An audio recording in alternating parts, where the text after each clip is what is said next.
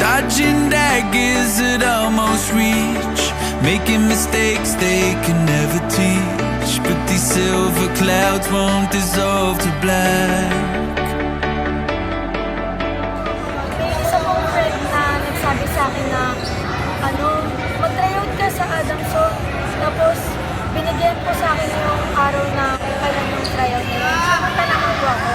Tapos nung nag-tryout po ako noon, syempre bago lang po kasi from high school, tapos iba na po yung pinag-training ko. Natuwa po ako kasi ibang-iba po yung yung routine o yung sistema. Masok ako dito sa Adamson kasi first, yung quality ng education niya maganda. And binigyan ako ng chance ng dad ko na bumili ng school na pwede kong pasukan. And sabi ng cousin ko na maganda daw yung sa Adamson. Sa high school pa lang ako, nagda-dance na ako. So naisip ko kung hanggang college, ipagpatuloy ko na yung pagsasayaw ko. So hanggang sa nangyari, nakita ko yung sa ng Adamson na may audition. Nag-try ako mag-audition. So yun, nakapasok ako, naramdaman ko kung anong meron dito sa spot. Coming from the province of Mindanao, di ko talaga alam kung ano yung Adamson University na para. Tapos, nung nagtanong ako ng coach ko sa high school, doon ko nalaman kung ano yung Adamson University. After ko nalaman kung ano yun, ginap ko agad yung opportunity para matulungan yung pamilya ko about sa pag-aaral ko sa college. My friend told me, bakit hindi ka mag-audition sa Adamson? May Adamson text ka to. And then, naisip ko, wow, Adamson University, one of the most prestigious schools in the Philippines. And then, why not try? So, nag-audition ako. And then, masaya lang kasi naramdaman ko sa kanila yung pamilya na meron ako ng high school. Na-choose to stay, nag-aaral ako, nabigyan ako ng benefits. Napanood ko yung Adamson University sa TV, so parang naingit ako syempre parang masarap siguro mag-perform sa ganong occasion. So, pinilit ko talaga yung sarili ko na makapasok doon para ma-experience ko rin yung feeling na mag-perform sa Araneta ko.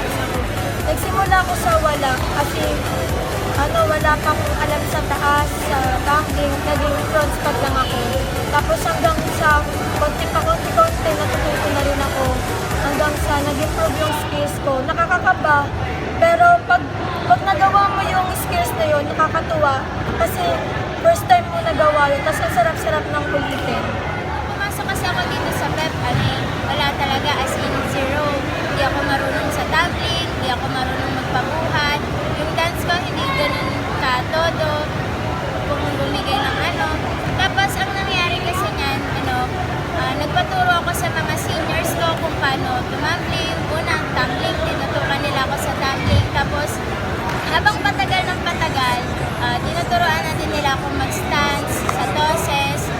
May takot pero kailangan namin yung labanan kasi pinasok namin to at gusto din namin to. So, yun. Una, ang hirap. Ang hirap mag-adjust. Nung high school kasi, konting oras lang yung ginugugol namin para mag-practice. Pero ngayon, mas seryoso kasi lumalaban kami sa malaking competition. So, sobrang hati ng oras ko. Ang hirap na pinagsasabay mo yung pag-aaral as an engineering student. Tapos, sa katang senior sa hindi biro.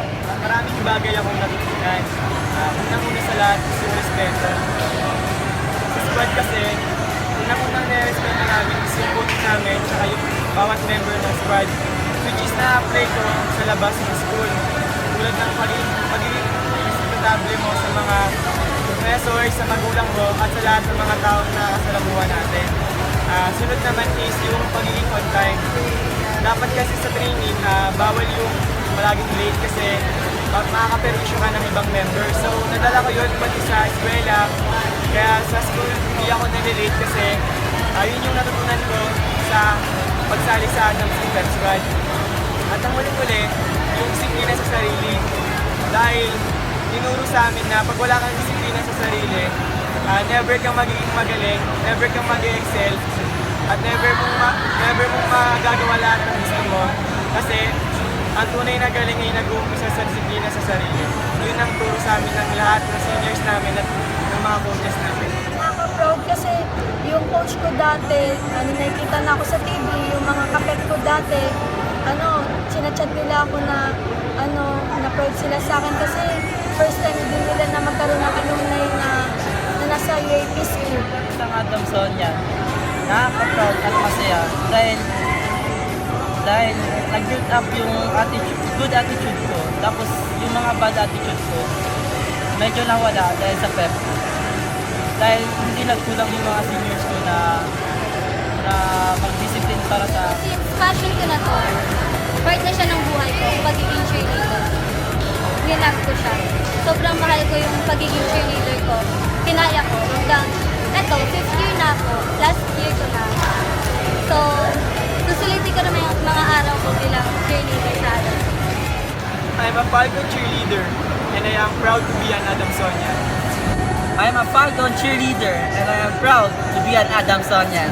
I'm a Falcon cheerleader and I am proud to be an Adamsonian. I'm a Falcon cheerleader and I am proud to be an Adamsonian.